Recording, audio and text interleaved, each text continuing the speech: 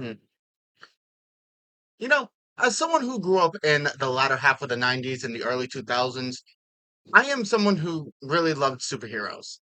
It's not something I really talk about too often, but I really do like them. Batman, Spider-Man, Green Lantern, The Punisher. I was a fan of it all, but none more than seeing these larger than life superheroes in the comics. I collected a few growing up, from the Ghost Rider to Moon Knight, and of course, some of the Detective Comics. Some of the last ones I owned was the Wolverine Lazarus Project comic and a random Moon Knight comic that I happened to come across. What I noticed of all is that there was a lot of superhero games, but none that was even close to the comics. Like we had stuff like, the original Spider-Man games for like, the original PlayStation 1, the PlayStation 2 versions that follow the movies. Batman Dark Tomorrow, we had Batman Rise of Sun Tzu, you know, Batman Vengeance, I've also covered on this channel. And but none of them was like the real thing. None of them emulated what you've seen in the comics. But that was until my late teens when I heard and then started digging into another gem that kind of fixed that problem. And that was until I found this one exclusive game for the Sega Genesis called Comic Zone. Comic Zone was released to the world in the year 1995 and was designed not by Sega, but the Sega Technical Institute. I never heard of them, but apparently they were a development branch of Sega of America and was founded by Mark Cerny in 1991 to develop games for Sega's own system, primarily to target the Western audience. Kind of like what Nintendo of America does in a sense, but anyway, back to Comic Zone. This game follows a comic book writer named Sketch Turner, who is zapped into the comic book that he is currently writing by his very own comic villain named Mortis, who wants to get rid of Sketch and take over the world. As you do, I guess. Now, here at the title screen, I love the comic feel and the look of this. Very 90s centric, if you know what I mean, but it won't stay that way for very long because the game jumps straight into what I like to call the screen filler. What is that, you ask? It's pretty much the demo before the game, showing you everything that you're going to need to know already, or you're going to need to see already before you even get a chance to even start it. Okay, welcome to the level layout, and it is glorious. Yes, this entire level is made up of panels like an actual comic book, and this is exactly how the entire game looks from start to finish. Now, this is easy to understand, but yet hard to execute here. You're gonna go from panel to panel and take out enemies or complete puzzles that is there. That's it. Literally, that's it. But like I said, that's easier said than done. Now, as you can see, the style is incredible. When you beat an enemy does not appear from off screen like a Spider-Man game or come from the background or appear out of the level like Splatterhouse. With that being mentioned, if you guys want to see a Splatterhouse review at some point, let me know. Would love to review that game. Oh no, the enemy is drawn into the panel you're in by Mortis himself. It's a very nice touch of detail that I absolutely love.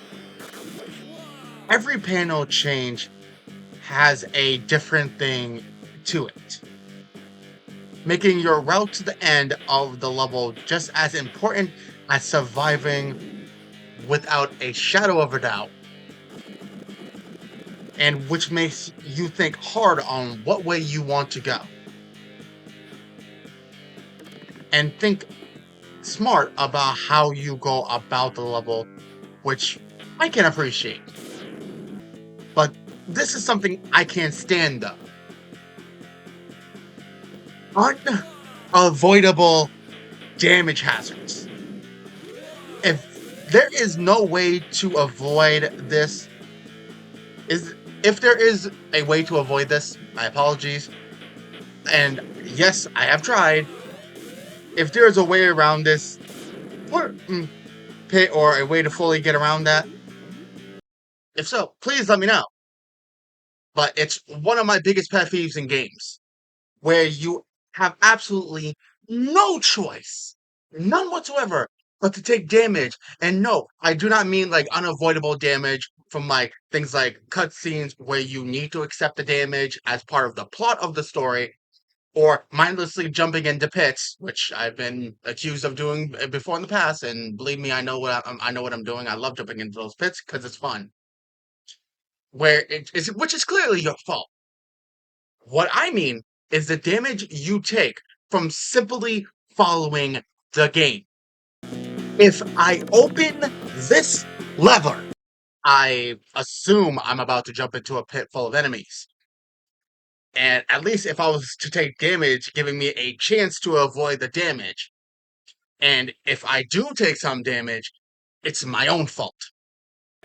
But why are there flaming barrels underneath the trapdoor you absolutely have to open to progress? I can understand if they were more toward the right or the left and gives you a chance to dodge it on a second attempt, and it is a beginner's trap because believe me, this game is not forgiving when it comes to game overs. More on that later. Anyway, you're probably wondering, don't you have a health potion to give yourself more health? So why are you complaining? Just take it and get your health back. And to that, I say, welcome to the 8 to 16-bit era, where health pickups are nothing but a rare commodity. Yes, you heard me. This is the only health pickup for a while. I broke many things and picked up a bunch more. And believe me, I found only one extra health pickup for this and the next level. And no, it does not restore all of your health. It restores some. So it does not help even a little. But anyway, I'm close to the end of the level, and all I have to do was take out this annoying flying enemy out and go on to the next level where everything just ramps up from there. Well done, Kermit. Oh, yeah.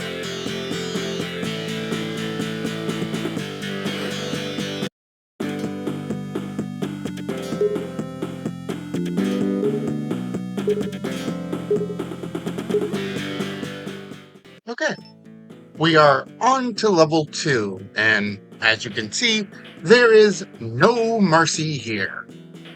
And this is exactly what the SNES and the Genesis was widely known for. A steep ramp up of difficulty, but yet it's extremely still doable. And as you can see, even trying to enter the game makes my health go down. But why? Like, I understand he's punching a metal door. And if you do this, then yes, you're absolutely going to get hurt.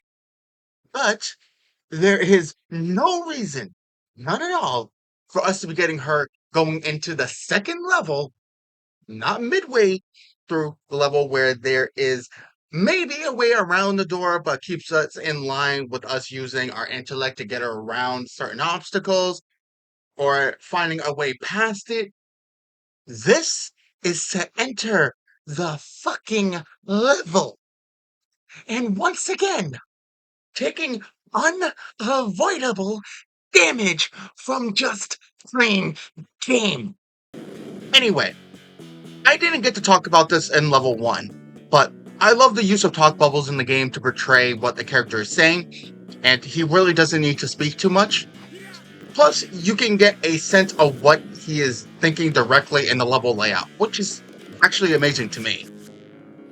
Going through, you feel directly in the know about enemies incoming with General Alyssa telling you what's happening beforehand, and it's something I can get along with because if you get hurt by an enemy, it is directly your fault. And they don't just appear out of nowhere. You have time to mentally prepare to get ready to take on the threat, and there is no fucking excuses on them.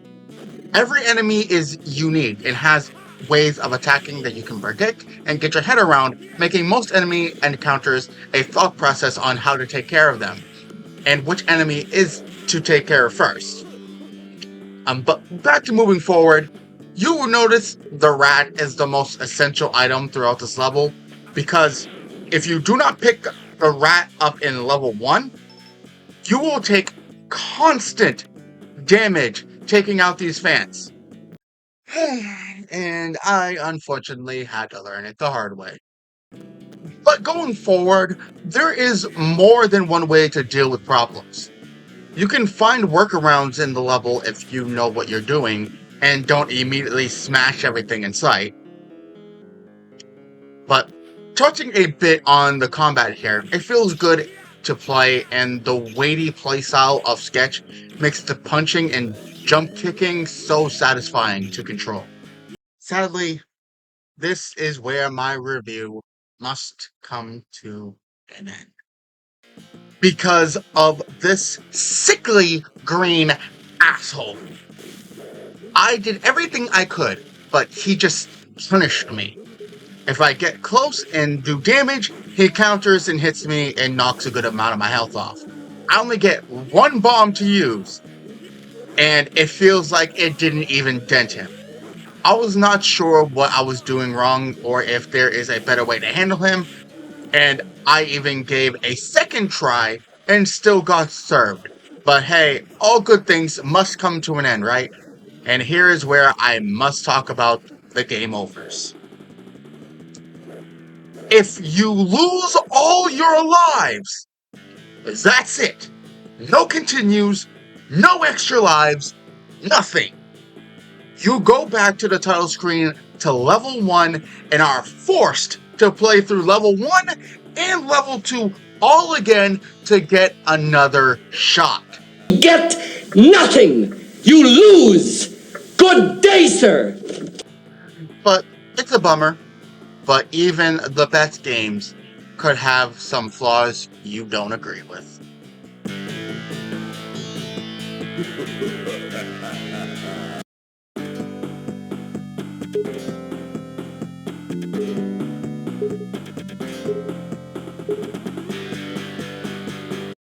So, in conclusion, what do I personally think about Comic Zone? It's amazing. And yes, it does have a few flaws that I do not like. Like the aforementioned one life, no continues, and the unavoidable traps and damage, but I see why this game has such a cult-like following. The style is incredible, the playstyle is satisfying, the character is unique, the plot is amazing and distinctive, the enemies have a purpose of being there, and it is not mindlessly strewn throughout the level world without any reasoning. It's all great. So, I kind of feel a little sad that I didn't get to enjoy this when I was a kid. Frankly, it kind of is upsetting.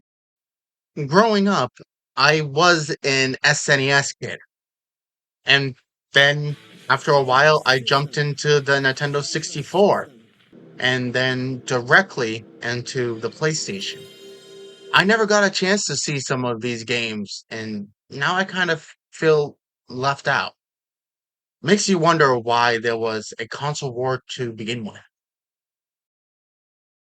You know, there were gems on both sides, and a lot of people never got to try these amazing games like Comic Zone because they had the wrong console. But I'm glad they are getting the love they deserve nowadays. Now, it's time for me to order some comic books. Maybe I can get my hands on some of the new 52 comics that I didn't get to read when I was a teen. I also wonder how Sketch's comic may have shaped out if he didn't get penned into his own comic. Maybe I'll also play the rest of the game and find out for myself. You never know. But anyway, see you next time. Peace. See you guys next time.